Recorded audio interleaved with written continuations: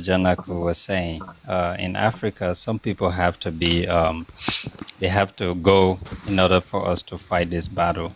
However, because of the division currently in Africa, with different countries having different policy and different ideas, we stand at a place of reaction. So we only react. We are not planning. What is happening now in terms of what America or the Western nations are doing? They are like 50 years ahead of it. They knew this moment will come. Now, I will give you a typical example. I remember telling someone at a time I came from visiting a family member on the Liberian camp in Bujumbura.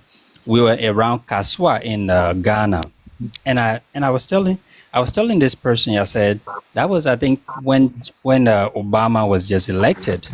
I remember telling this family member, this guy is going to be America's president. He's going to be probably one of the worst American president Africa ever known. And fast forward, we all know what happened during his tenure.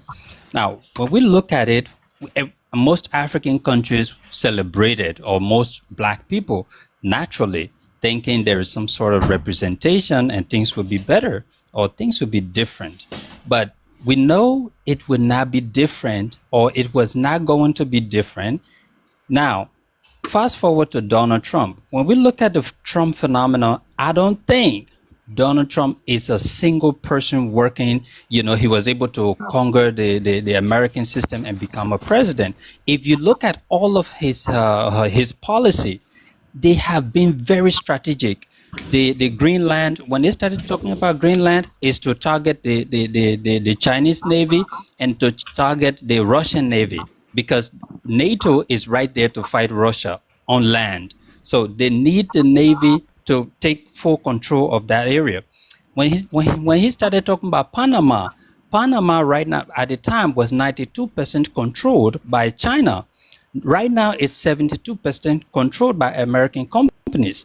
So all of what he's doing tells you there is a military backing that was planned long before even Donald Trump ran, before he ran. However, they gave us this image of a disorderly person, because this guy, he's just a disorganized person. He's just disorderly. And we have always looked at the polished, good-mannered American politician. Now, he's doing all of this because it was already planned.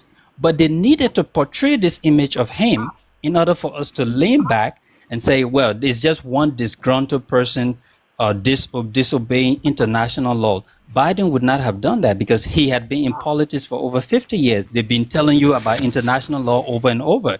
So he would not do that. But it needed this guy.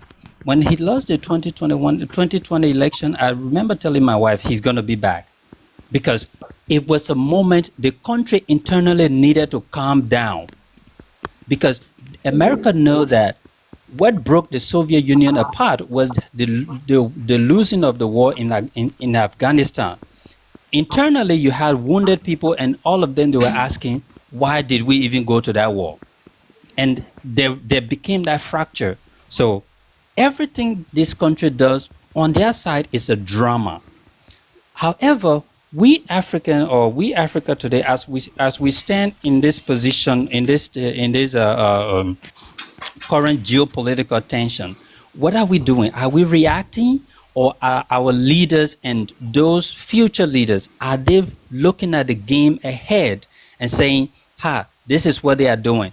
Why does Israel need to recognize Somaliland? Because there is Yemen right there.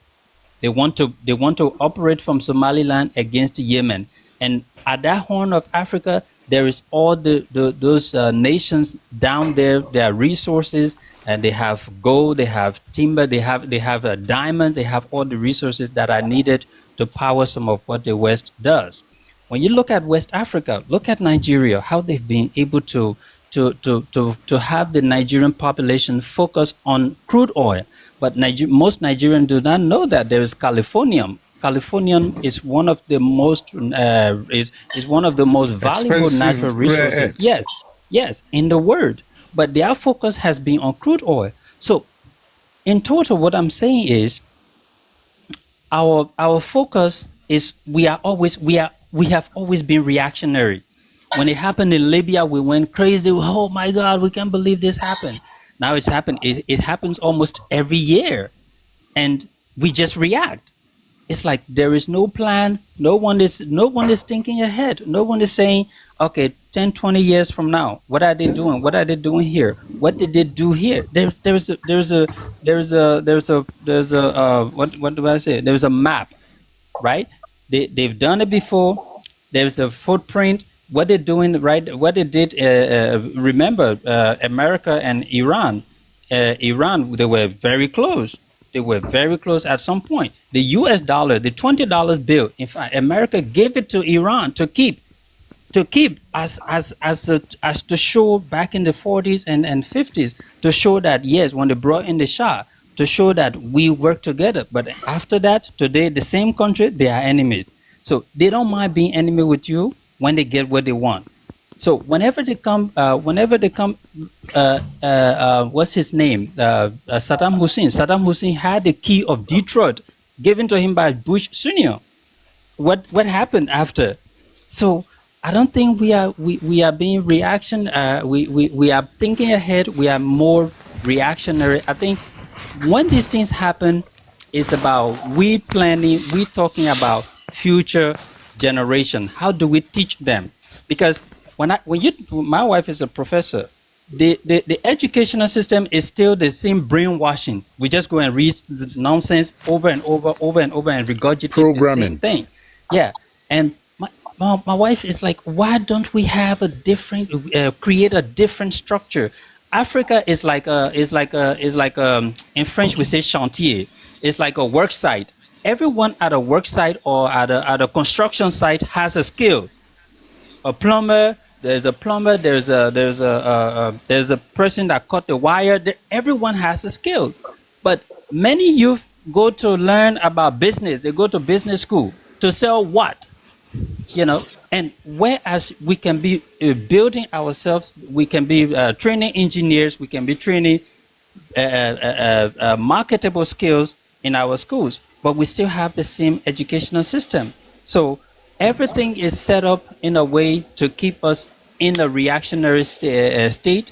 And until we recognize that and get out of it, I don't think this conversation we will win it even 20 years from now. Because I have seen this with many other people, many other leaders. In my 50s now, I'm looking at it and saying, huh, I don't think there's hope. But I believe there is hope because we can see people like the Lies, that's the Burkina Faso, Mali, and Niger. But what is the hope if these three landlocked countries remain where they are? They need a port. They need a port land. They need a port entry and exit. So they are constrained in that area. So until other nations are ready or able to work with them and see this as a fight for Africa, for the soul and the conscience of Africa, and for the Mm. children of Africa, we're not going anywhere. Yeah, We you're can absolutely right. discuss further. Well, very